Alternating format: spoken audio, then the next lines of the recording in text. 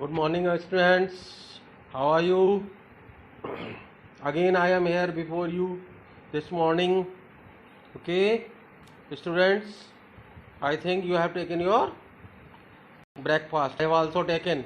Now we will do some work related to that lesson, chapter that is light, shadow, and reflections. We will do some question answers related to that chapter. Okay, now some short questions. You see, first question is what are penumbra and umbra? और umbra ये मैं आपको explain कर चुका हूँ. जब shadow बनता है तब इनका फॉर्मेशन होता है. Okay, penumbra a region that is less darker है ना, partial darkness is a shadow. In a shadow is called penumbra. Okay, या पेनम्ब्रा, राइट. इसको पेनम्ब्रा कहते हैं जो लेसर डार्कर पोर्शन. ओके, या पेनम्ब्रा, राइट. इसको पेनम्ब्रा कहते हैं जो लेसर डार्कर पोर्शन होता है शेडो का. और अम्ब्रा किसको कहते हैं? The darker portion of a shadow, वो कहलाता है umbra. You can see in picture also, picture में भी आप देख सकते हो. नेक्स्ट बेटा, second question, name the two natural sources of light and two man made sources of light. तो ये तो आपको बहुत, natural source of light sun, firefly, star, ये सब नेचुरल सोर्सेज है. और मैन मेड सोर्सेज में candle, electric bulb, match stick, ये सब के सब मैन मेड या आर्टिफिशियल सोर्सेज ऑफ लाइट है.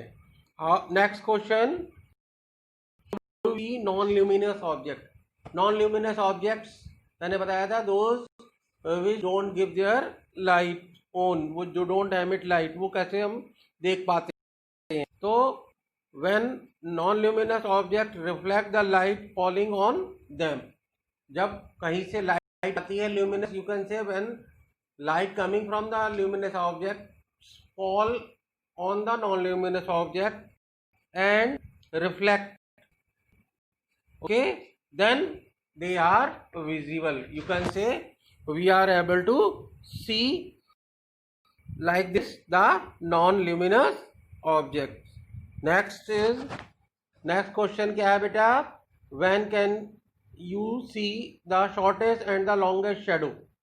हमें सबसे छोटा और सबसे बड़ा शेडो कब डे टाइम में दिखाई देता है?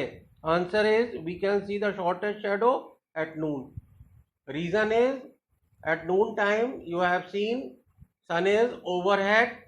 ओके, सबसे दूर होता है उस टाइम पे हमसे, जो अर्थ पे ऑब्जेक्ट है उनसे सबसे दूर होता है. That's Y shadow at noon time is shortest and longest shadow is in morning and evening. और बड़ा शेडो कब बनता है? मॉर्निंग में और इवनिंग में. मॉर्निंग और इवनिंग में, क्योंकि सन जो अर्थ के सबसे पास इसी टाइम पे होते हैं, इसीलिए that's why the shadow form during the period of morning and evening is long, right beta.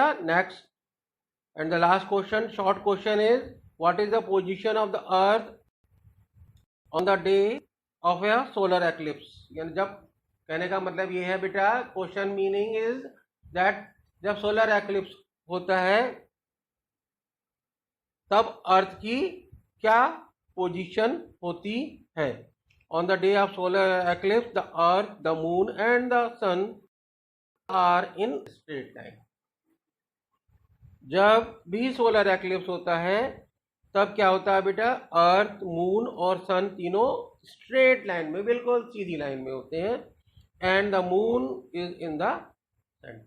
और मून की पोजीशन क्या होती है? In between the sun and earth. ठीक है बेटा, ठीक है. जिससे कि मून का शेडो कुछ पार्ट, अर्थ के कुछ पार्ट के ऊपर दिखाई देता है. This was all about the short questions. Now the long questions we will see. First long question आप देखिए बेटा, show with an experiment that the brightness or the intensity of light diminishes with distance. ये question पहले आप समझिए कि experiment के through हमें समझाना है कि लाइट की ब्राइटनेस जो है या उसकी इंटेंसिटी जो है वो कम होती जाती है with distance. Okay, intensity diminishes with, जैसे जैसे हम डिस्टेंस इंक्रीज करेंगे वैसे वैसे उसका इंटेंसिटी या ब्राइटनेस कम होते जाएगी. देखिए कैसे एक्सपेरिमेंट क्या है. First we will take a cardboard, एक कार्डबोर्ड लेंगे which with a hole at the centre. जिस सेंटर में उसके एक होल होगा, और एक स्क्रीन लेंगे जो कि कार्डबोर्ड के दूसरी साइड में रखा होगा. अब क्या करेंगे, that cardboard in front of the candle. अब कैंडल के सामने जो है, जो कैंडल जो होगी वो बर्निंग कैंडल होगी, उसके सामने कार्डबोर्ड को रखेंगे. And please one screen behind the, मैंने अभी बताया कार्डबोर्ड के just behind we will keep the screen, है ना, स्क्रीन रखेंगे. अब क्या होगा आगे देखिए, यहां तक समझ में आया बच्चों. आगे देखिए सेकंड पॉइंट देखिए, candle cast a bright spot on the screen. Candle से एक ब्राइट स्पॉट जो है वो कहाँ बन रहा है, स्क्रीन के ऊपर. वो कार्डबोर्ड के थ्रू उसकी लाइट, कार्डबोर्ड जो होल हमने किया था उसके थ्रू उसकी लाइट जा रही है, बन रहा है. But as we will increase the distance, we will see that the brightness of the spot decreases gradually. लेकिन what we see, as we start increasing the distance between the cardboard, you can say between the screen and the burning candle और screen के बीच का distance जैसे जैसे हम बढ़ाते जाएंगे, आप देखोगे कि वो जो स्पॉट बन रहा था स्क्रीन पे, है ना, वो उसकी ब्राइटनेस कम होती जाएगी. आप इस पिक्चर में भी देख सकते हो इजीली. एक कैंडल है बर्निंग, उसके सामने एक कार्डबोर्ड है जिसमें होल है, और उसके जस्ट सामने जो है एक कार्डबोर्ड रखा है. पहले 30 सेंटीमीटर पर रखा था, फिर उसका distance increased, it become now 60 centimetre. तब आप देखेंगे यहाँ पे इंटेंसिटी या ब्राइटनेस कम होगी. When we will increase more distance, जब और डिस्टेंस इंक्रीज कर रहे हैं तब इसकी इंटेंसिटी और भी कम हो जाएगी. Right. So with the help of this experiment we prove that brightness of the light diminishes, it becomes lesser and lesser with the distance. जैसे जैसे हम increase करते जा रहे हैं distance between the source of light and beta screen, the brightness of the light that decreases. We can say like this. इस तरीके से हम इसको बेटा समझ सकते हैं. आया समझ में? I think you have got. Next is will see the second question. Second question देखिए क्या है बेटा. Explain without diagram how solar eclipse takes place. Solar eclipse कैसे होता है ना, ये डायग्राम के हेल्प से हमको एक्सप्लेन करना है. आंसर देखिए, when the sun, the moon and the earth come in a straight line, है ना, जब ये तीनों कौन कौन, sun the source of light, moon, है ना, and the earth comes in straight line, बिल्कुल सीधी लाइन में आ जाते हैं. And the moon in the middle, और moon is there in between the sun and the earth. आप पिक्चर में भी देख सकते हो बेटा, मून जो है सन और अर्थ के बिल्कुल बीच में है. ठीक है. Then the shadow of the moon falls on some region of the earth. तो क्या होता है, moon stops the way of light coming through it because moon acts as a opaque object here. इसलिए मून जो है सन से आती हुई लाइट के वे को रोक देता है, और क्या होता है बेटा, shadow of the moon falls on some region of the earth. इस तरीके से मून की शैडो अर्थ के कुछ कुछ रीजन में, कुछ कुछ जगहों पर बन जाता है, and block the sunlight at that place, है ना, क्योंकि ये ब्लॉक कर लेता है, तो इसीलिए बनता है.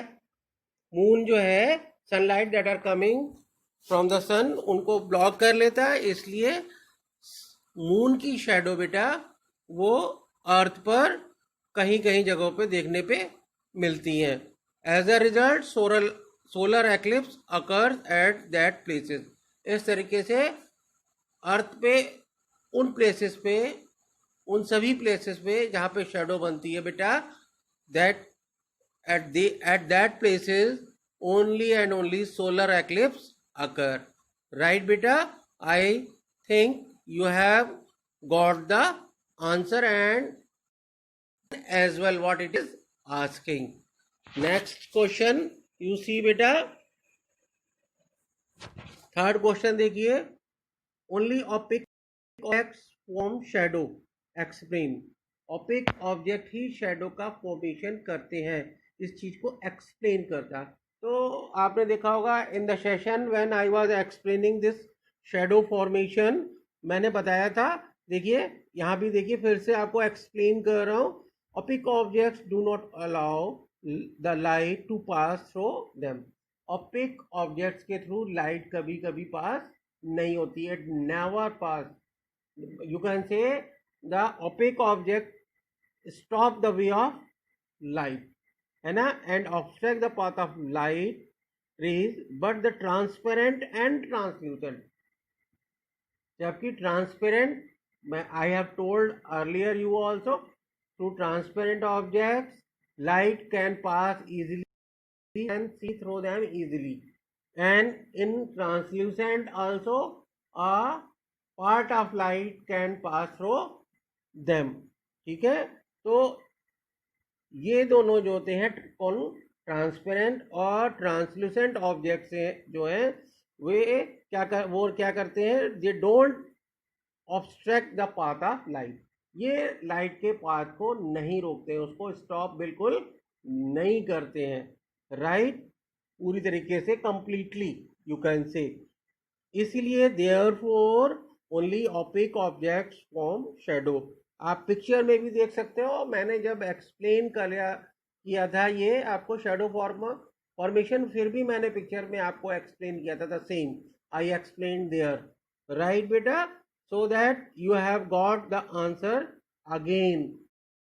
आपको आंसर फिर से समझ में आया होगा कि ओपेक ऑब्जेक्ट जो है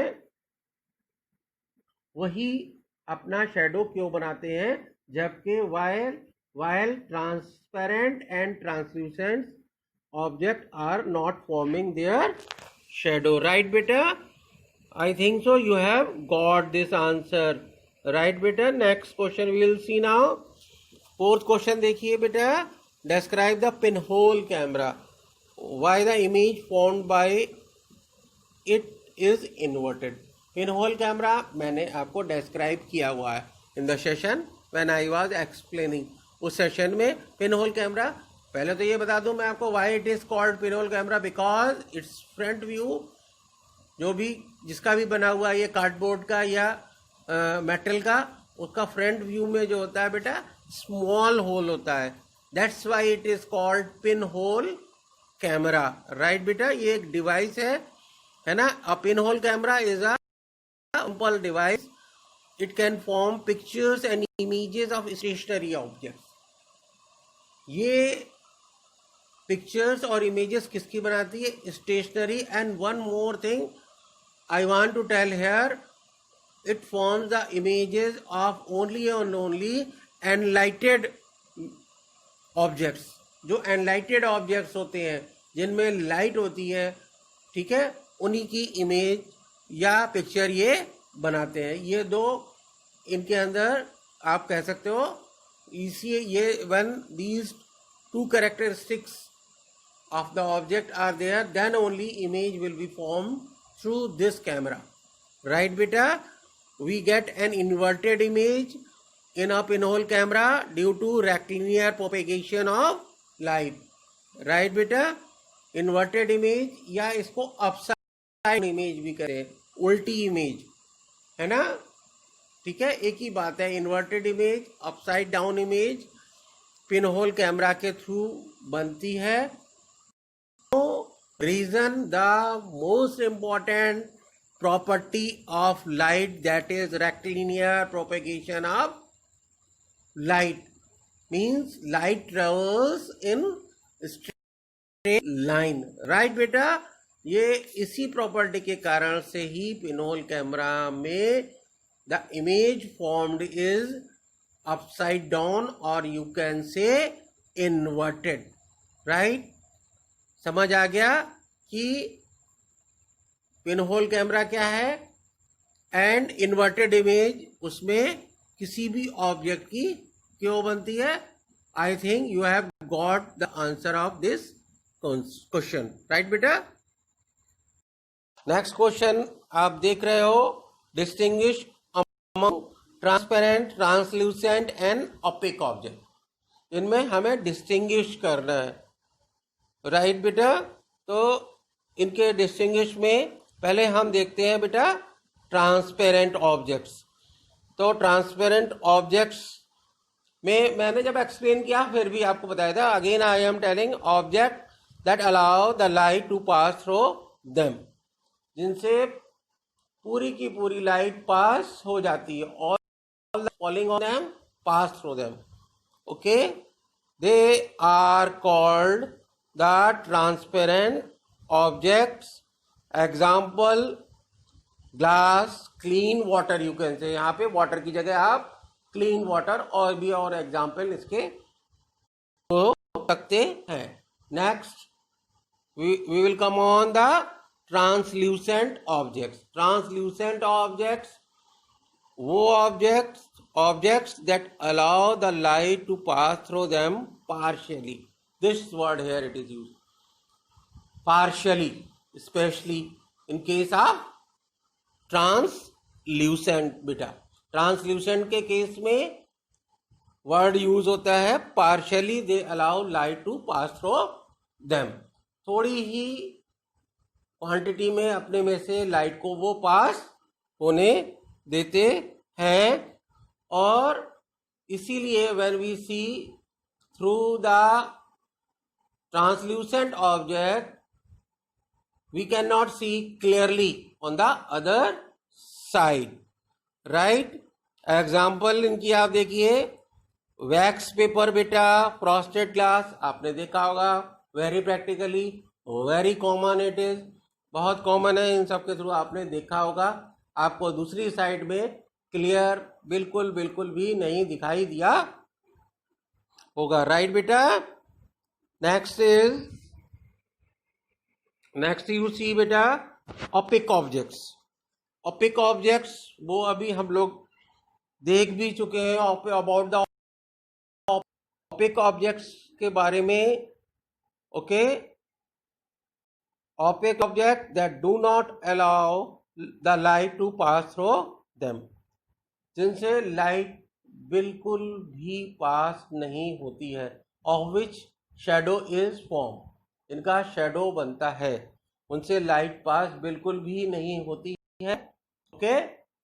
और through them we are not able to see on their other side, right बेटा। समझ में आ रहा है बच्चों। और उसके एग्जाम्पल है वुड, वॉल, आयरन, और भी example, many examples are there. So this is all about the question and answers related to the chapter, right beta। Now Okay, I am going session. The most important information you can say or advice I want to give from tomorrow, it is going to be your summer vacations. Okay, we will meet again on 22nd June, beta, right?